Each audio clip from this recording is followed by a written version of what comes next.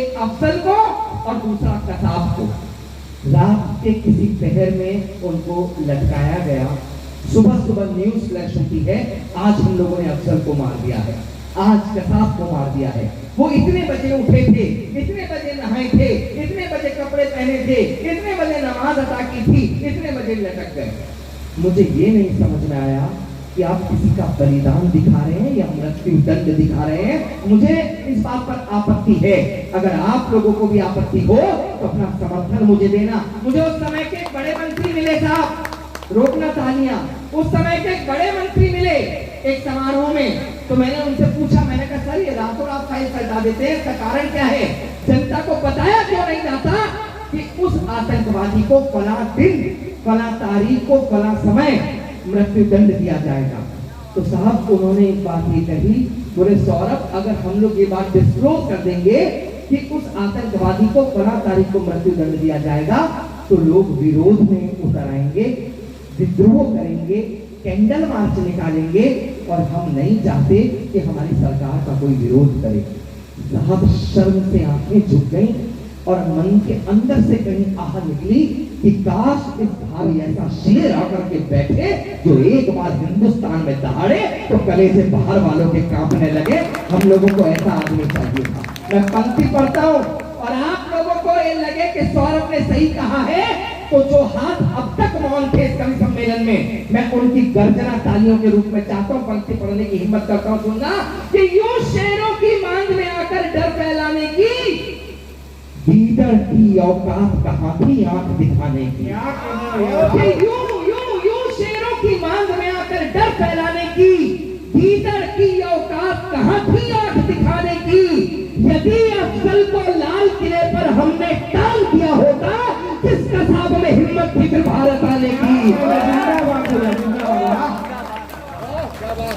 किस कसाब में हिम्मत थी फिर भारत आने की, किस कसाब में हिम्मत थी फिर भारत आने की। चार पंक्तियां और पढ़ता हूँ मुझे, और ये जनरेटर चल रहा है, मुझे उम्मीद है कि आगे भी आप लोग मन से सुनेंगे। मैं पंक्ति पढ़ता हूँ, बिल्कुल मैं पंक्ति पढ़ता हूँ। सुनना कि पकड़ पकड़ कर जेल में डाले किस नीति के अंतर्गत।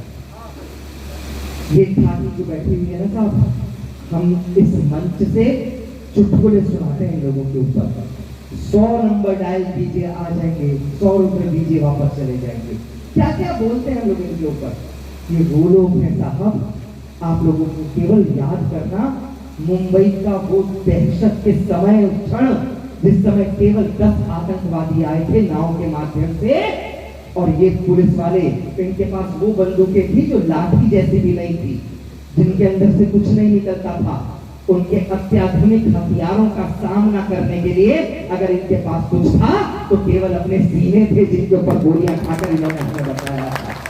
मैं पंक्ति पढ़ता हूँ। इस खाकी ने वहीं पर 9 को खाक में मिला दिया था 10 में से, एक बचा था कसाब, और उस कसाब को किस तरीके से दामाद बना करके आप लोगों ने जेलों में देखा है, ये सब आप लोग जानते होंगे।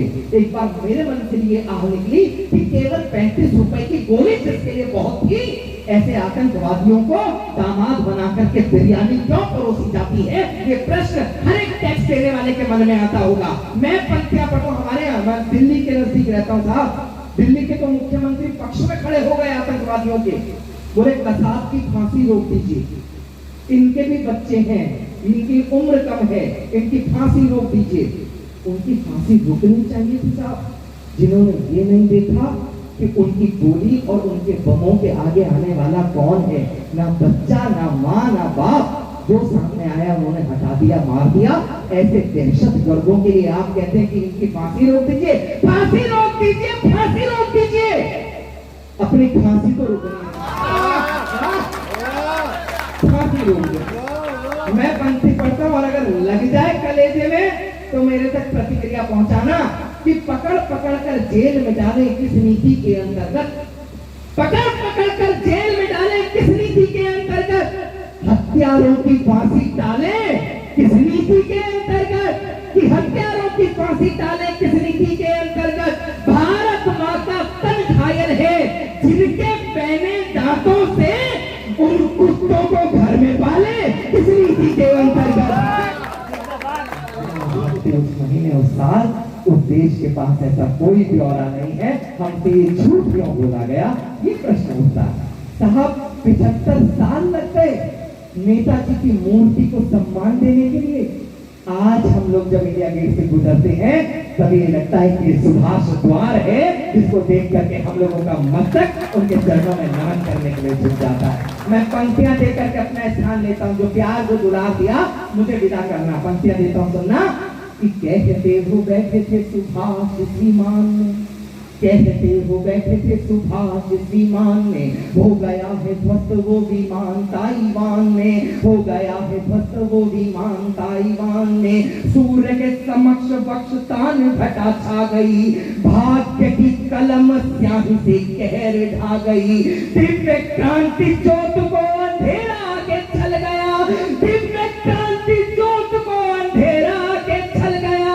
बोलते हो सूर्य पुत्र चिंगारी से जल गया, बोलते हो सूर्य पुत्र चिंगारी से जल गया, बोलते हो सूर्य पुत्र चिंगारी से वो जली हुई लाश मांगता है दे,